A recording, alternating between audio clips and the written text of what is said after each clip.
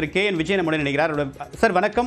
இப்போ ADGP suspend செய்யப்பட்ட ADGP விடுவிக்கப்பட்டிருக்காரு. நேற்று நீதிமன்றம் ஒரு கடுமையான உத்தரவு பிறப்பிச்சிருந்தது. உங்களுடைய முதற்கட்ட பார்வை என்ன சார்? முதற்கட்ட பார்வை அப்படின்னா எதுக்காக அவரை இது பண்ண சொன்னாங்க அப்படிங்கிற விஷயம் இப்ப நம்ம போக வேண்டிய அவசியம் இல்லை.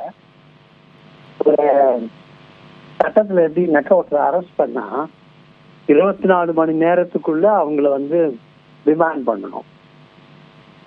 24 மணி நேரம். அந்த 24 மணி நேரத்துக்குள்ள என்கொயரி பண்ணிட்டு பெட்டிஷன் என்கொயரின்னு பேர் இருக்கு. என்கொயரி பண்ணிட்டு அரெஸ்டுக்கு நெசசரி இல்லை அப்படின்னு நினைச்சாக்கா நெசசரி பண்ண மாட்டாங்க. ஆனா இது ஒரு ஏடிஜிபிங்கிற ஒரு ஹையர் ரேங்க் இருக்கிறதுனால இதெல்லாம் அவ்வளவு சுலபமா நடக்குது. ஒரு சாதாரண நாள்லாம் மாட்டிருந்தா அதை பத்தி யாரும் கவலைப்பட மாட்டாங்க. இப்ப டிவியில இந்த மாதிரி கேள்விலாம் கேட்க மாட்டீங்க. ஆனா அதுதான் இன்னைக்கு இருக்கிற நிலைமை. ரெண்டாவது என்னன்னா சச் அவரை பெட்டிஷன் என்கொயரி வச்சு ரிமாண்ட் பண்ணாம இருக்கிறது, ரிமாண்ட் பண்ணணுன்ற அவசியம் இருந்தால் தான் அரெஸ்ட் பண்ணணும்.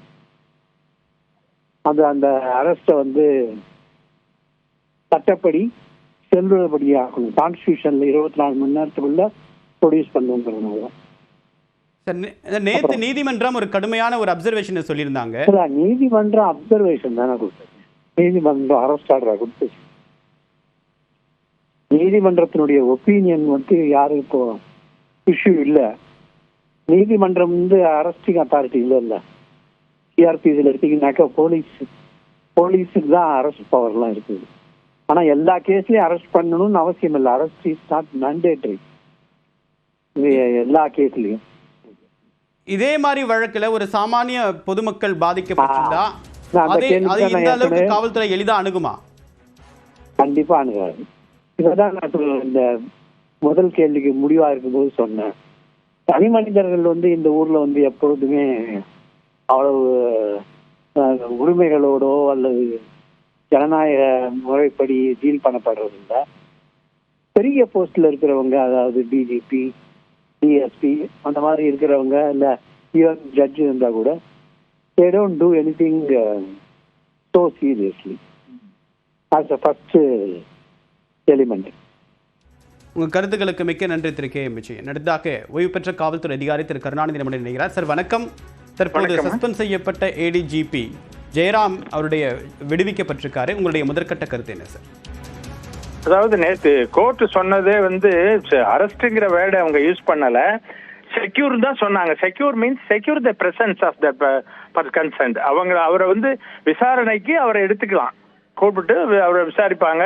அவருடைய பதில் ஏன்னா பிரின்சிபல் ஆஃப் நேச்சுரல் ஜஸ்டிஸ் படி குற்றம் சம்பந்தப்பட்டவருக்கு போதிய வாய்ப்பு கொடுக்கணும். முதல்ல போலீஸ் இன்வெஸ்டிகேட்டிங் ஆஃபீஸர், அந்த இன்வெஸ்டிகேஷன் ஆஃபீஸர் அவங்களை கேட்கும்போது அவர்கள் சொல்றத வாக்குமூலத்துல அவர் முக்கியமான குற்றத்துல இன்வால்வ் ஆகலைன்னு தெரிஞ்சுன்னா அரெஸ்ட்ங்கிறது முழுக்க இன்வெஸ்டிகேட்டிங் ஆஃபீஸரோட டிஸ்கிரிப்ஷன் தான்.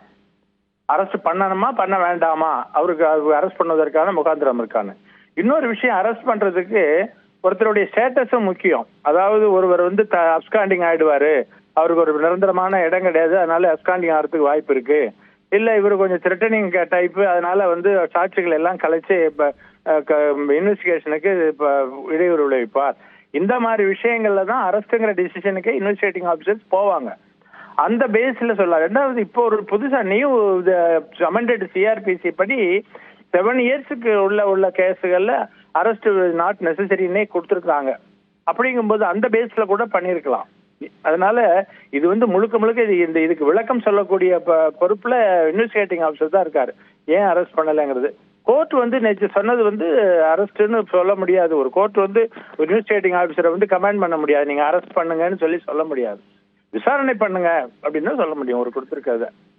கருத்துக்களுக்கு மிக்க நன்றி திரு கருணாநிதி.